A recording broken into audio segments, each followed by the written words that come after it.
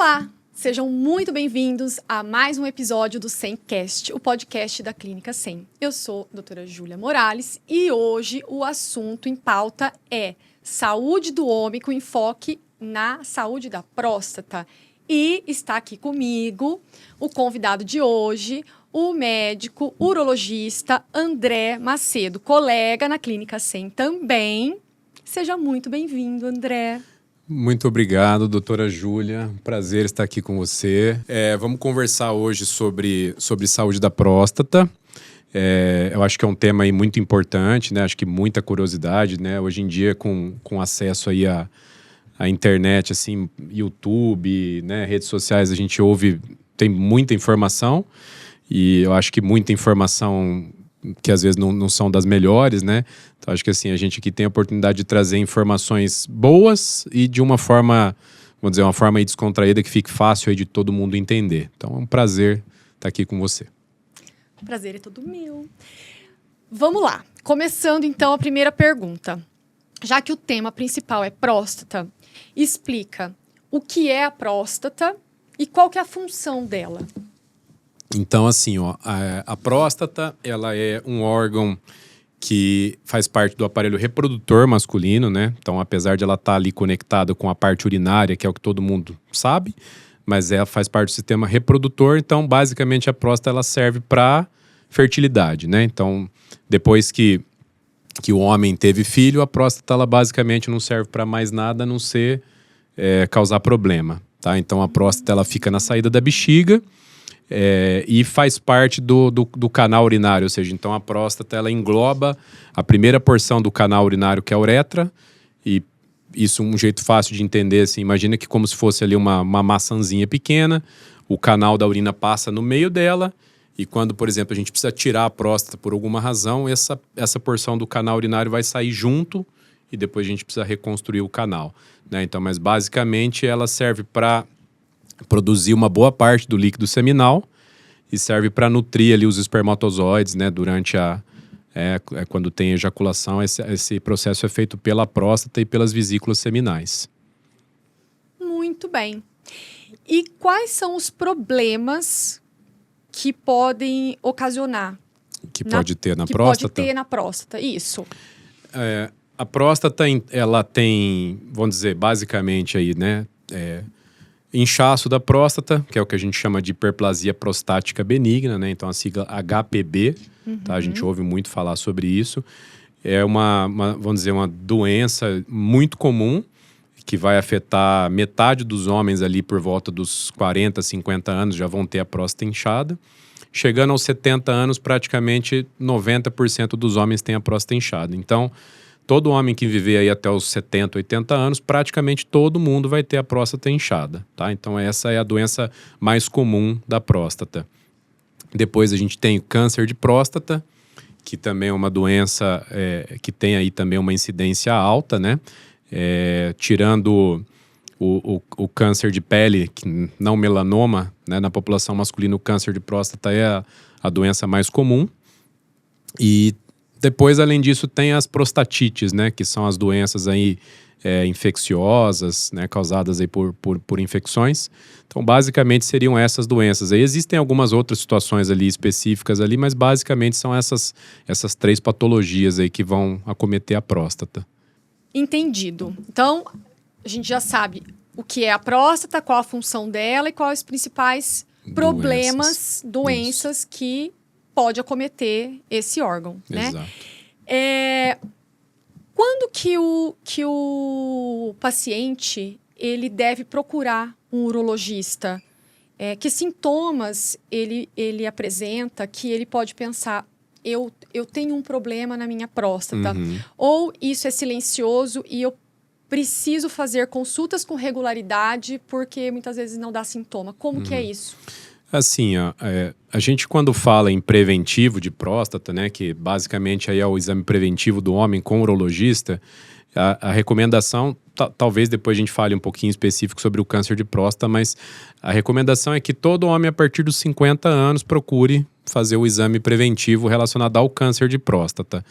Isso é pro homem, vamos dizer, o homem branco, sem sintomas, sem histórico familiar de doença na próstata principalmente câncer de próstata.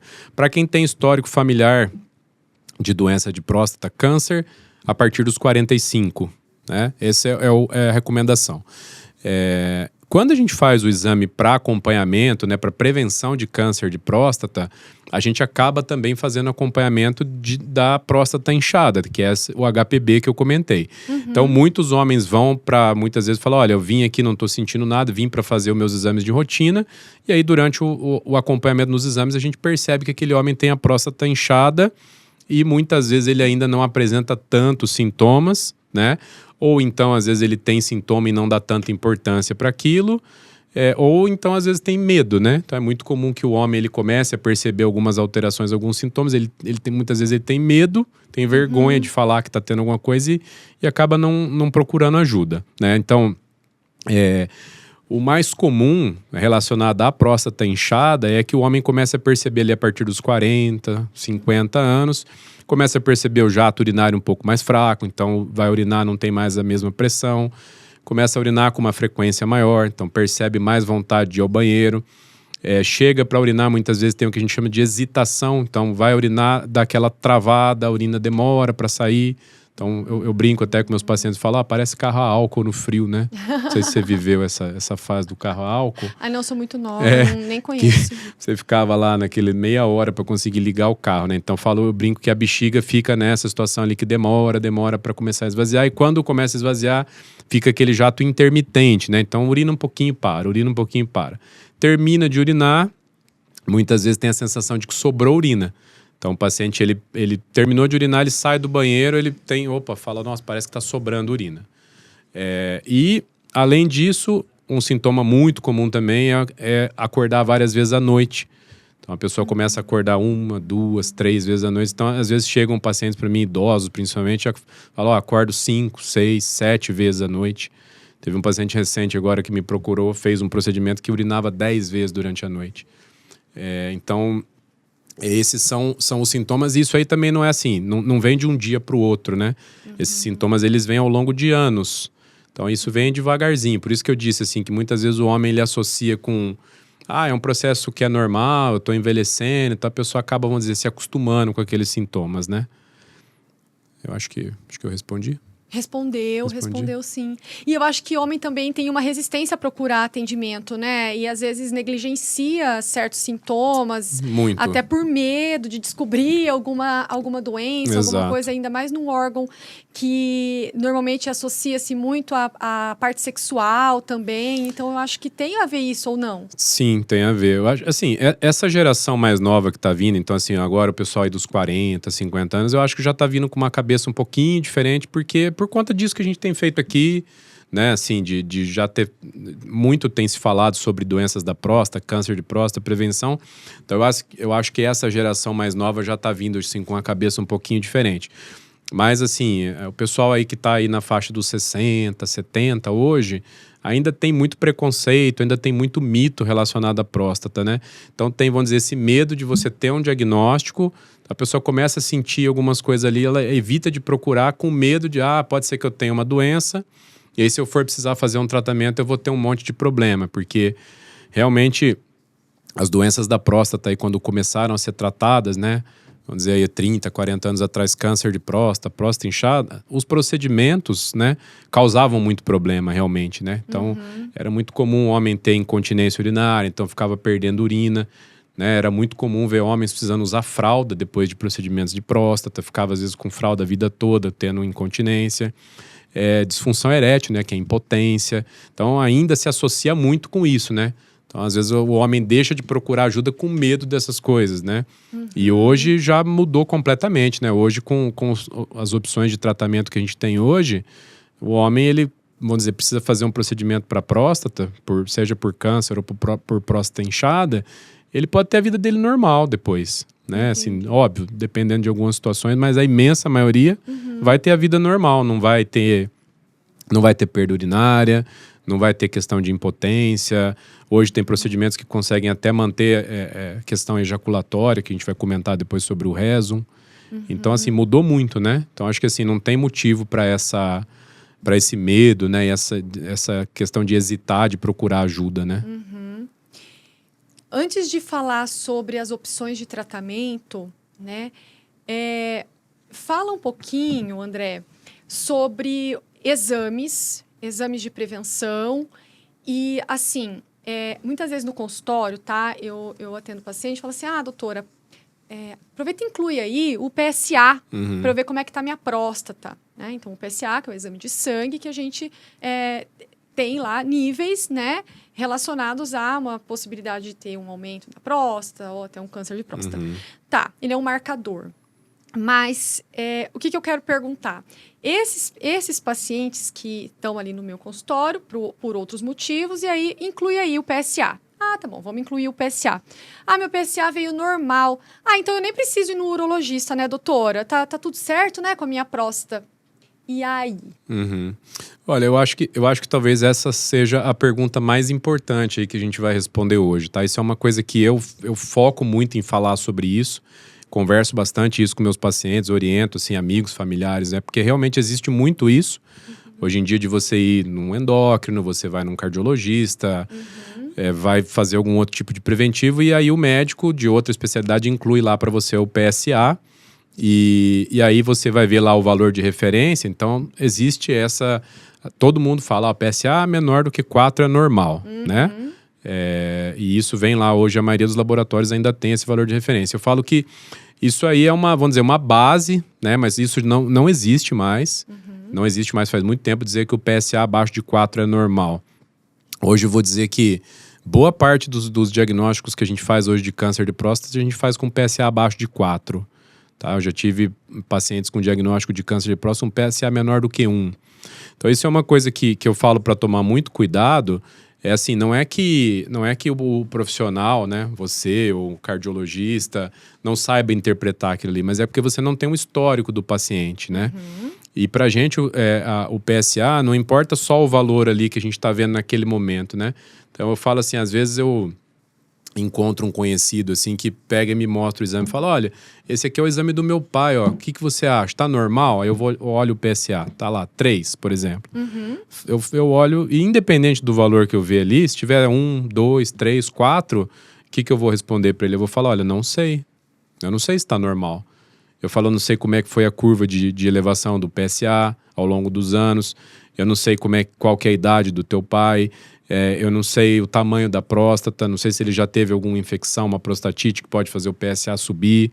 Então, tem várias coisas que a gente precisa analisar. Então, eu falo que, assim, que é perigoso isso, de você ficar só acompanhando o PSA. Porque, às vezes, vão dizer que você tinha um PSA de 1 e depois, no ano seguinte, você faz um PSA com outro profissional e vem lá um PSA de 3.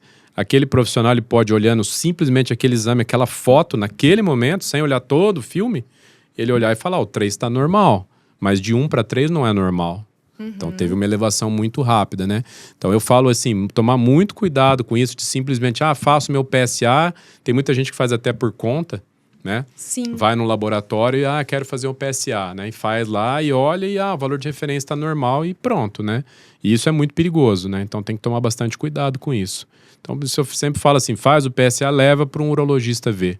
E faça o acompanhamento, né? É importante que você tenha análise de todos os anos para ter essa curva do PSA que a gente fala. E pegando o gancho do PSA, o toque retal, o famoso toque retal, ele é realmente imprescindível ou hoje não mais? Outros exames substituíram? O exame do toque aí entra aí, né? Tem muito mito, muita coisa envolvida, assim, ó. Hoje, se a gente for ver ainda pela Sociedade Brasileira de Urologia, ainda existe a recomendação, então, todo homem a partir de 50 anos, PSA e toque retal todo ano, tá? Para quem nunca fez, ou para quem já fez, né? É um exame, fala assim, que é um exame besta. É um exame de 10 segundos, não dói nada, não tem... Sim, é uma coisa extremamente simples de se fazer. É um exame que ele ainda traz muita informação, mas já mudou bastante. Então, assim, na época que eu fiz a minha formação, apesar de não ter sido tanto tempo atrás, mas era o que a gente tinha ali disponível no dia a dia, no atendimento no paciente no Sistema Único de Saúde, né? Hoje, paciente que tem plano de saúde ou que tem condição de pagar, às vezes de fazer uma ressonância. Então, assim, às vezes o exame de toque talvez já não seja todo ano, toda vez ter que fazer, tá? Já tem alguns estudos, né? Tem isso aqui no Brasil é uma coisa assim que eu tomo muito cuidado, a gente tem que tomar muito cuidado para falar, é da forma que as pessoas vão interpretar, né? Mas tem um estudo que está sendo feito no Reino Unido que compara, então, pega lá 2 grupos grandes de pacientes e vai comparar PSA e toque retal e PSA e ressonância para todos os homens uma vez por ano num acompanhamento de longo prazo, né?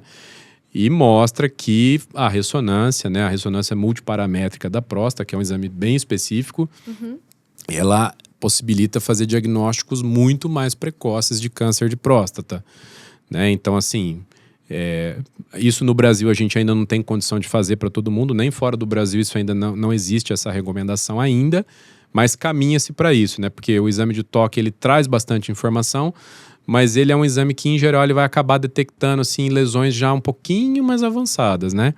Então, por isso que eu falo assim, que o acompanhamento de próstata é individualizado, tá? Converse com o teu médico, veja as melhores opções, o que é melhor para você, para o seu caso, e o que é acessível para você.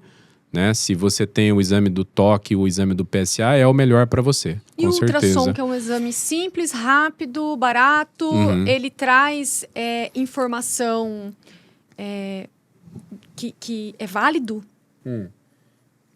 A ultrassom, ele é um exame que traz bastante informação para a gente, mas mais relacionado à próstata inchada, ao HPB, mais do que câncer, né? Assim, a ultrassom não serve para exame de screening, né? Exame de triagem preventivo para câncer de próstata. Então, não faz parte da rotina.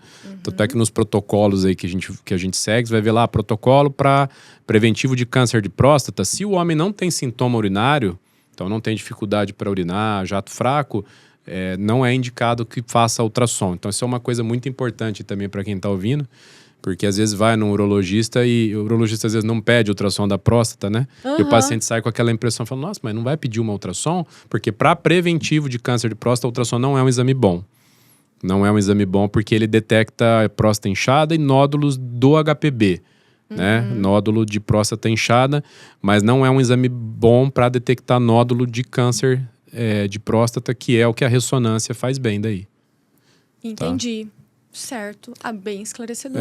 Porque é uma dúvida muito comum. Todo mundo acha que a ultrassom é o exame que, assim, se não pedir o exame, não tá completo o check-up, né? O preventivo, né? E não é assim, tá? A ultrassom ela é um exame bom para ver próstata inchada, esvaziamento da bexiga. Aí vai ver se a bexiga esvazia bem, vai ver a espessura da musculatura da bexiga, mas para câncer de próstata não é um exame bom. Se a ultrassom detectar uma alteração relacionada a câncer de próstata, já é um câncer num estágio avançado. Então, para detecção precoce, para preventivo, não é um exame bom. Entendi. Dá para se comparar como a mama? Por exemplo, o toque retal para diagnosticar. O toque, o exame da mama para diagnosticar um nódulo mamário. É mais ou menos nessa mesma proporção, quando você consegue diagnosticar, já está um pouco mais avançado? Exato, é mais ou menos isso? Exato. Porque quando você já tem nódulo no palpado, não é, pelo toque, já a presença de nódulo já é no estadiamento que a gente usa, já é um estadiamento um pontinho acima. Não que seja já uma doença avançada, mas já é diferente, por exemplo, de você pegar só o PSA alterado, o exame de toque não ter nenhum nódulo, é um estadiamento abaixo. Tá? Já muda um pouquinho. Não quer dizer que tendo um nódulo que é uma doença extremamente avançada e que não vai curar, mas já é uma doença um pouquinho mais avançada. Já muda um pouquinho.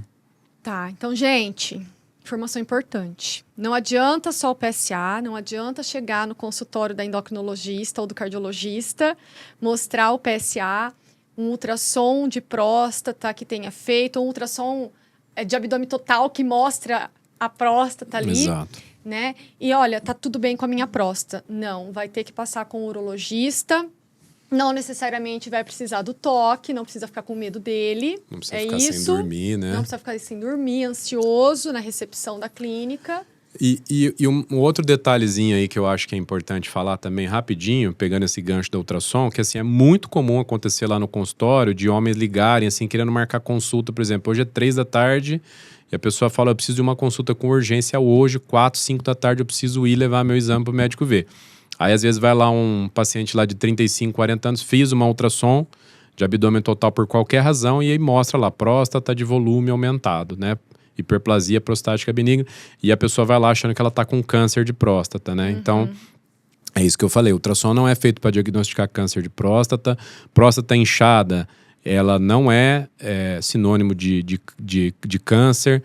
Você ter a próstata inchada não vai aumentar o risco de ter câncer, uma coisa não tem nada a ver com a outra, tá? Então, separar essas coisas aí. E aí, agora, vamos falar, então, de tratamento, Muito bem. opções terapêuticas. Então, você já disse antes que, antigamente, existiam cirurgias mais agressivas, que traziam muitos efeitos colaterais, e que hoje a gente tem procedimentos pouco invasivos, que traz menos efeitos colaterais ou sequelas. E aí, eu queria que você falasse o que temos de novidade, de inovação, o que tem de moderno, que eu sei que você anda estudando fora do Brasil também, para trazer o melhor para os nossos pacientes. É isso? Júlia, então assim, ó... Conta tudo. Conta tudo, né? A cirurgia da próstata, tanto para câncer de próstata quanto para próstata inchada, ela, assim, nos últimos 10 anos é uma coisa que realmente teve uma revolução bem grande, tá?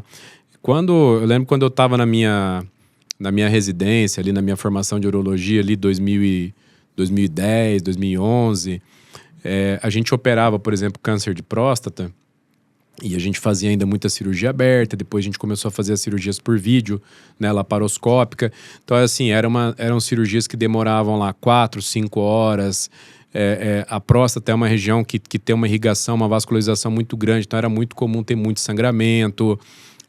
A gente operava pacientes idosos, então era muito comum o paciente ter que receber bolsa de sangue, às vezes passar um dia na UTI, ficava com dreno. Aí ficava lá, às vezes, 3, 4, 5 dias internado com dreno. A sonda que a gente deixa no canal, por exemplo, uma cirurgia de câncer de próstata, ficava 3 semanas, ficava 21 dias de sonda, tá? Então esse é o panorama que era. E teve uma fase muito pior antes disso, que eram cirurgias de próstata que duravam ali 7, 8 horas. Era muito comum o paciente ter que tomar 3 bolsas de sangue durante uma cirurgia para câncer de próstata. Esse foi o começo ali na década de 80, década de 90. Então, o que acontecia nessa época? Os homens que operavam, era muito comum que o homem tivesse incontinência urinária, então era muito comum ficar usando fralda depois da cirurgia, né? Ficar pingando urina pro resto da vida. Praticamente todos os pacientes tinham impotência, disfunção erétil depois da cirurgia. Então, assim, criou esse pânico, né, em relação à cirurgia de próstata. E daí, seja para próstata inchada ou para câncer de próstata, até hoje muitos homens ainda têm essa ideia lá de trás do avô que operou, do pai que operou, um tio, e conta tudo isso aí. Então, os homens têm pânico de ouvir falar em cirurgia de próstata. E hoje mudou muito, né? Então, por exemplo, hoje, quando a gente faz um diagnóstico precoce hoje de um câncer de próstata, a gente propõe um tratamento hoje, o que a minha preferência, o que eu tenho feito mais, por exemplo, cirurgia robótica para câncer de próstata. Hoje, então, é uma cirurgia que a gente faz em 1 hora, 1h30. O sangramento é mínimo sangramento. Assim, é extremamente raro. Não lembro o último paciente que eu vi ter que receber uma bolsa de sangue. Normalmente fica 24 horas no hospital. Então, assim, no dia seguinte, você opera, no outro dia o paciente toma café e já pode ir embora para casa, sem dreno. A sonda hoje a gente deixa um tempo muito curto, às vezes 5 dias, 7 dias de sonda, o que ficava 3 semanas de sonda. E aí, mais importante, a recuperação funcional completa. Então, eu falo assim, hoje o paciente opera e dentro de 3 a 4 semanas eu tenho pacientes meus que estão fazendo academia, estão jogando tênis, estão sem incontinência, então recupera totalmente a continência urinária, mantém a função sexual, então consegue ter relação, consegue ter ereção. É óbvio que isso é de paciente para paciente, mas assim, operando um paciente previamente saudável, né? Então, rígido, que tem um diagnóstico precoce, onde a gente consiga fazer uma cirurgia para preservar ali as estruturas que estão relacionadas ali com a parte de continência, a parte de ereção, a gente consegue fazer com que a pessoa tenha uma vida normal. Normal é como se, vamos dizer, como se fosse tirar uma vesícula, tirar um apêndice. Não vai atrapalhar em nada a vida da pessoa. Então, assim, hoje em dia, quando a gente fala de diagnóstico de câncer de próstata, o tratamento, assim, foi uma revolução absurda, né? E deixa eu te perguntar, essa cirurgia, a robótica que você está falando, ela é apenas para câncer de próstata? É isso? Para hiperplasia prostática benigna? Também dá para fazer, só que daí são cirurgias, a forma de abordar a próstata muda um pouco, tá? Então, assim, imagina que a próstata é uma fruta, vamos dizer assim, uma poncã aqui, né? Eu acho que todo mundo conhece a poncã, né? Quando a gente faz a cirurgia para câncer de próstata, a gente precisa entrar lá e tirar essa fruta inteira. Tá? Então a gente tira toda a fruta, inclusive o canal urinário, e depois vai reconstruir. Tá. Quando a gente faz o tratamento da doença benigna, do inchaço, a gente vai entrar, vai tirar todos os gomos dessa fruta e mantém a estrutura dela. Então é uma cirurgia diferente que a gente faz para a próstata inchada. A cirurgia robótica, em geral, para a próstata inchada, eu acabo deixando reservada para casos onde a próstata é muito grande. Então, próstatas aí acima de 150, 160 gramas. Para próstatas menores, aí eu acabo usando procedimentos que acabam sendo menos invasivos até do que a cirurgia robótica. Entendi. Quais são essas outras opções de cirurgia, então, para hiperplasia? Para a hiperplasia prostática, assim, também teve uma revolução muito grande. Então, fala assim que hoje a gente tem um arsenal de opções de tratamento, tá? Para HPB, tá? O tratamento clássico é a raspagem, que o pessoal fala, que é RTU, né? Ressecção transuretral de próstata. Ainda é uma cirurgia muito boa? Ainda é uma cirurgia muito boa, tá? Mas vamos dizer, o exemplo que eu dou para meus pacientes não sei se você viveu dessa época, né? Acho que o pessoal que vai assistir aí, os homens aí vão lembrar do Monza, né? Lembra do carro Monza? Nossa! Lembra do Monza, né? Morava O Monza, em Floraí ainda, gente. O Monza, quando ele foi lançado, ele era um baita de um carro, né? Ele era um puta carro, todo mundo queria ter um Monza, né? Hoje em dia o Monza ainda é um carro muito bom? Ele ainda é um carro muito bom hoje em dia, né? Mas assim, se você for comparar com as opções que a gente tem hoje em dia, o Monza ele já não é mais a melhor opção, né? Então eu falo que a raspagem da próstata é mais ou menos isso aí. Ela vai resolver o seu problema, só que ela traz vários probleminhas, né? Essa raspagem. Então, a evolução da cirurgia para próstata inchada, ela veio na forma de a gente tentar fazer procedimentos menos invasivos, que tenha menos sangramento, que o paciente fique menos tempo no hospital e tenha menos complicações depois da cirurgia, né? Então, hoje, os meus procedimentos aí de escolha, né? O Rezum, tá? Que é um procedimento onde a gente faz uma vaporização da próstata. É um procedimento que a gente faz sem precisar internar, então é feito ambulatorial. Eu falo que o paciente ele vai cedinho para o hospital, faz o procedimento que leva menos de 10 minutos, esse procedimento. Fica na recuperação da anestesia, come alguma coisinha ali antes de ir embora e almoça em casa, tá? Esse procedimento ele é feito através do canal, onde a gente faz algumas injeções, umas aplicações na próstata que liberam um vapor de água numa temperatura controlada. Esse vapor ele promove morte celular. Então, naquelas células que estão inchadas ali, vamos dizer, ao redor do canal, comprimindo o canal, essas células elas vão morrer e com o tempo o nosso corpo vai absorvendo e conforme vai absorvendo a próstata vai murchando e aí vai liberando o fluxo urinário, tá? Então, é um procedimento que eu falo que, assim, que é ultra minimamente invasivo, né? Permite uma alta muito rápida. E outra grande vantagem, né? Que, assim, que é um dos poucos procedimentos que conseguem manter a função sexual totalmente preservada. Os outros procedimentos que a gente faz para próstata, eles acabam que o homem perde a ejaculação. Tem o que a gente chama de ejaculação retrógrada. Então, o homem ele tem um orgasmo, mas ele é o orgasmo seco que fala, né? Então, ele não tem ejaculação. Esse procedimento, por a gente não mexer no colo ali da bexiga, consegue preservar a ejaculação, que, vamos dizer, independente da idade, para muitos homens é extremamente importante manter a ejaculação aí por diversas razões. A gente poderia ficar falando aqui um tempão sobre isso, mas é só o homem que realmente perde a ejaculação, depois que perde, que ele vai dar importância, realmente falar, nossa, não era uma coisa que eu gostaria de ter perdido, né? Então, esse aí é o que a gente comentou, então, sobre o Rezum, que é a vaporização da próstata. Esse procedimento, em geral, eu acabo indicando ali para próstatas de 30 a 80, 100 gramas. Então, vamos dizer, um inchaço até um inchaço moderado. Para próstatas maiores, então próstatas ali de 60, 80, até em torno de 150, 160, o que eu tenho dado preferência ao que a gente chama de HoLEP, é uma sigla em inglês, que significa enucleação da próstata com laser de home, é um tipo específico de laser, tá? É um laser de alta potência, que a gente vai entrar pelo canal da urina e a gente consegue soltar, lembra que eu falei em relação lá aos gomos da fruta, da Poncã?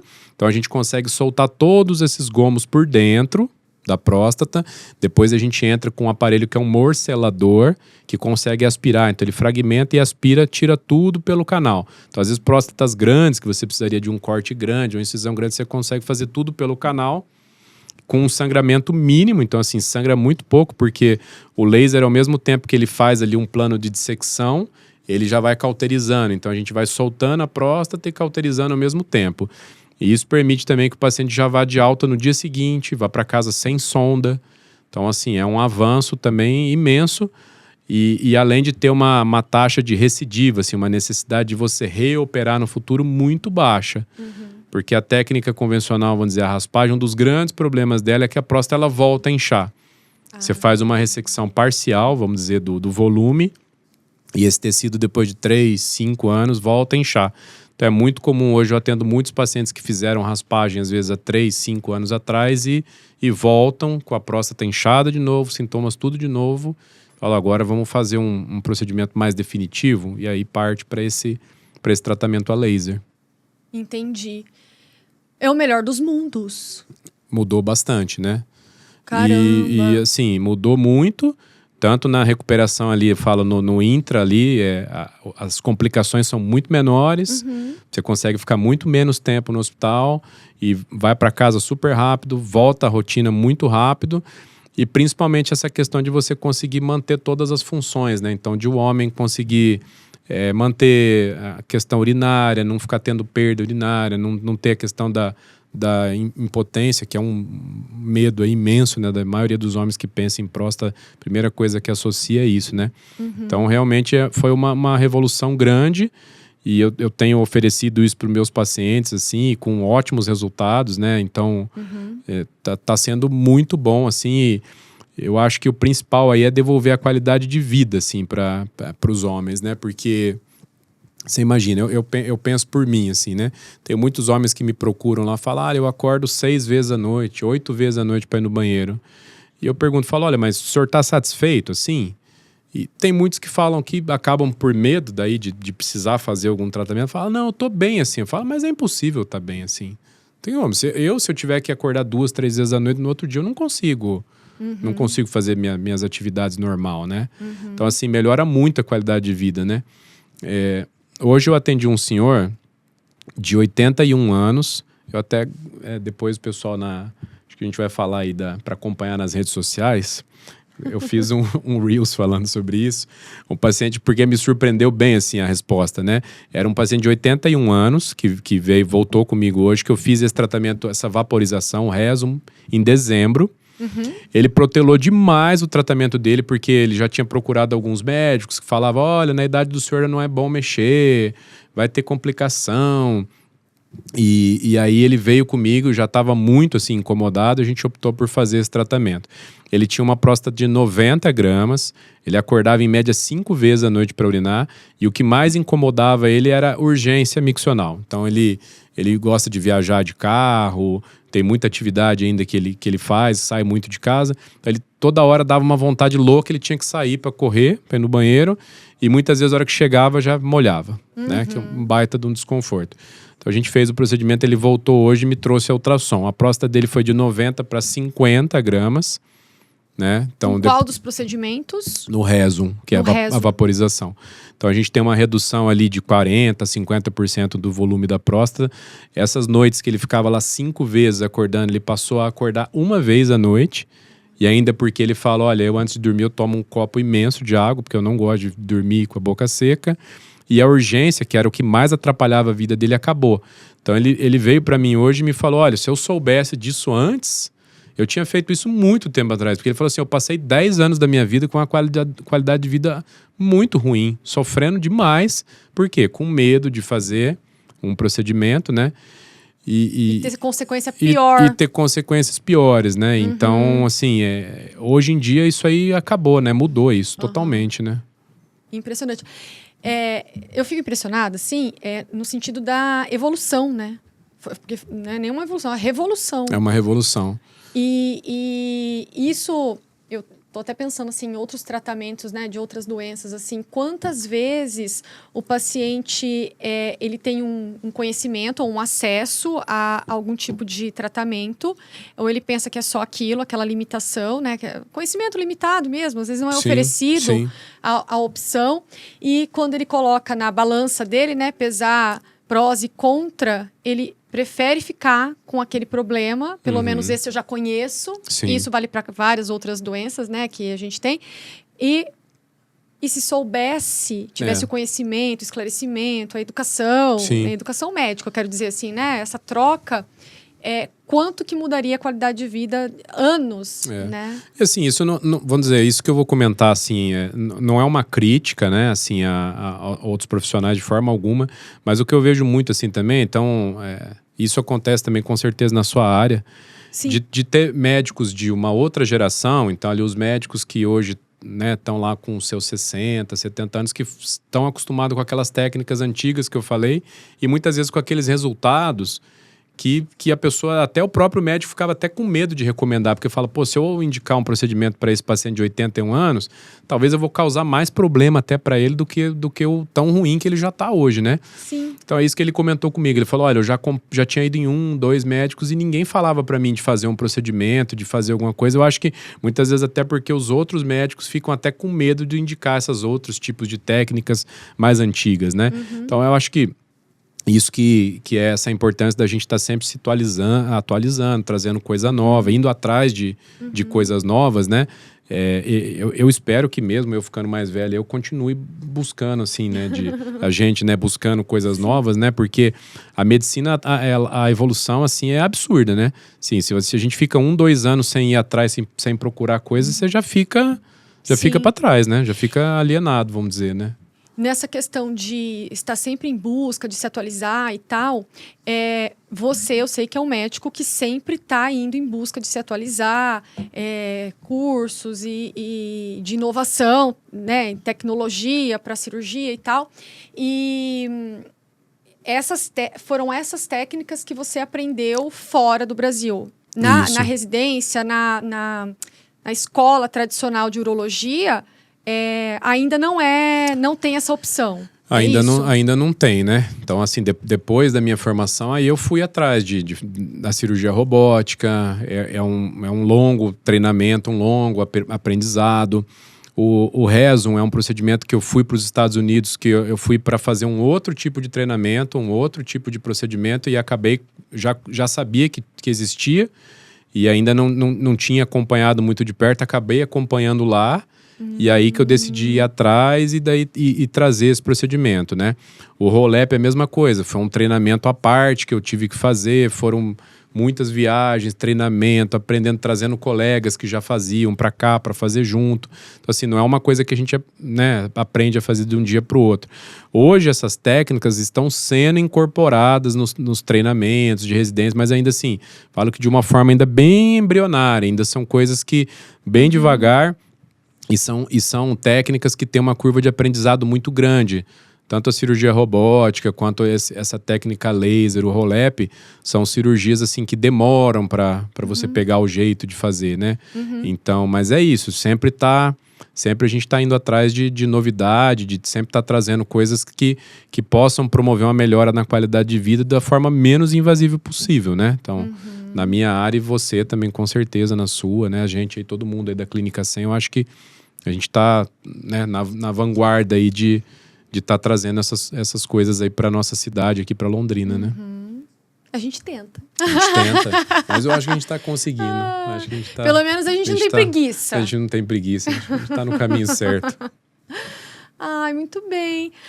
André, eu gostei muito da conversa. Falei bastante, né? Ai, você falou, mas né? Foi muito legal. Vão ter muitos cortes. Acho que foi bom, foi bom. A gente podia ficar falando aqui de problema da próstata, eu acho que a gente podia ficar falando mais umas 2 horas, né? Mas eu acho que deu aí para dar uma luz aí, né? Eu acho que vai ser bom. Tem algum recado que você quer deixar agora? Algo que você queira frisar ou alguma coisa que eu não te perguntei que você queira falar? Júlia, eu acho que assim, pra gente terminar, eu acho que o que fica assim de mensagem é que assim, que hoje em dia, com essas novas possibilidades aí de tratamento, de acompanhamento, de detecção precoce de doenças, eu acho que não tem motivo para ter medo, né? Assim, é óbvio que ninguém quer descobrir nenhum tipo de doença, não quer descobrir lá que você tem uma próstata inchada, que você vai precisar fazer um procedimento ou você descobrir um câncer, né? Mas assim, infelizmente está todo mundo sujeito e pode ser que apareça em algum momento, né? Quanto mais cedo você descobrir, quanto mais precoce você descobrir, maior a chance de curar e principalmente de curar e fazer com que você possa ter uma vida normal depois de fazer um tratamento. Então assim, a gente não tem hoje em dia motivo para ter medo de procurar. Então assim, você que está aí assistindo, né, homem, procure seu atendimento, faça seus exames, né? Converse com o seu médico. Eu falei aqui de várias opções, fora do que eu falei aqui também existem outras, né, outras possibilidades. Então, e uma coisa importante também é que o tratamento sempre é individualizado, né? Às vezes o que é bom para você não é bom pro seu pai, não é bom pro seu tio, né? Então, converse com o seu médico, discuta sempre as melhores opções e para individualizar o que vai ser melhor para você. Acho que é isso. Excelente. Muito bom. Palminhas. Obrigado, Júlia. Muito obrigado. E parabéns pela sua disponibilidade, aí, pela sua vontade em fazer o nosso 100cast aí ir pra frente. Muito legal. Muito obrigada, foi um prazer. Obrigado. Boa noite a todos. E eu tenho certeza que os ouvintes vão ficar muito satisfeitos também, principalmente os homens, de entender que não precisa ter medo e tem procedimentos pouco invasivos e que traz qualidade de vida. Sem dúvida. Melhorar a qualidade de vida sem trazer nenhum tipo de sequela, sem trazer nenhum tipo de problema. Muito obrigada mais uma vez, André, e obrigada aos ouvintes que chegaram até aqui. Vocês que gostaram, que entenderam da importância e acharam interessante o tema, compartilhem, comentem, mandem perguntas, nos siga nas redes sociais da Clínica 100. A gente vai deixar o @ também, o meu, do André. Sigam, mandem muitas perguntas, ele vai responder. Com certeza. E ficamos por aqui. Até o próximo episódio. Tchau, tchau.